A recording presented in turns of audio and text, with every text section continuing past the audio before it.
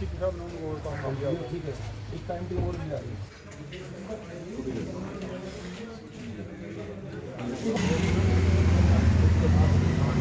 दो आवाजें हुई। हाँ हमने सोचा कोई पटाखे छोड़ रहा है। ठीक है। उसके बाद हुर्र हुर्र बाइक की या स्कूटी की आवाज़ हुई। फिर हमें लगा कि कुछ कहानी है। तो हम तो ये है कि कल को और किसी के साथ हादसा ना हो, इसमें अच्छी जांच हो, लेबोरेटरी से भी वैसे भी। इतने इस टाइम जिस टाइम लोग टहलते हैं उस टाइम अगर ऐसी वारदात हो रही है तो हम उसे दिन दहाड़े ही कहेंगे। जब ऐसी वारदात हो रही है तो कौन सुरक्षित है, जबकि ऐसी गली है इसमें से आदमी जाके भाग नहीं सकता।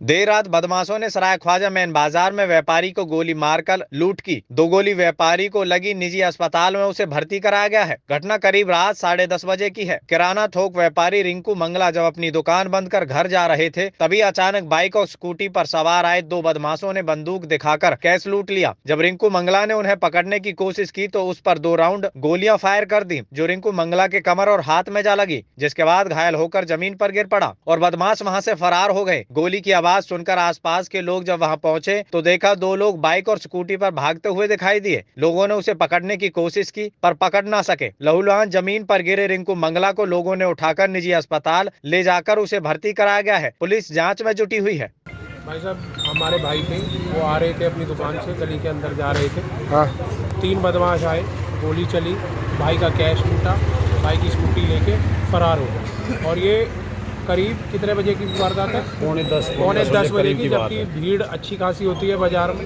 लोग होते हैं, व्यापार कर रहे होते हैं, लोग आ रहे जा रहे होते हैं। जब दिन दहाड़े, अगर ऐसी दिन दहाड़े ही मानो, जब आपका इतने इस टाइम जिस टाइम लोग टहलते हैं उस टाइम अगर ऐसी वारदात हो रही है तो हम उसे दिन दहाड़े ही कहेंगे।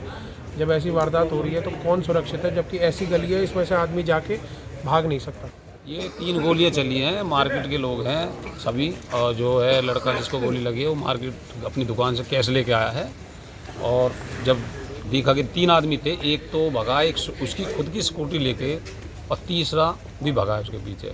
तो हम तो ये है कि कल को और किसी के साथ हादसा ना हो, इसमें अच्छी जांच हो, लेबोरेटरी से भी वैसे भी, कॉल डिटेल वगैरह से भी जो भी है क्लियर करके दोषियों को पकड़ा जाए। कल को दोबारा से इस तरह का हादसा ना हो। भयमुक्त जानकारी यही थी, आपको बताया पहले भी कि 2 आवाजें हुई। हाँ हमने सोचा कोई पटाखे छोड़ रहा है। ठीक है। उसके बाद हुर्र हुर्र बाइक की या स्कूटी की आवाज़ हुई। फिर हमें लगा कि कुछ कहानी है।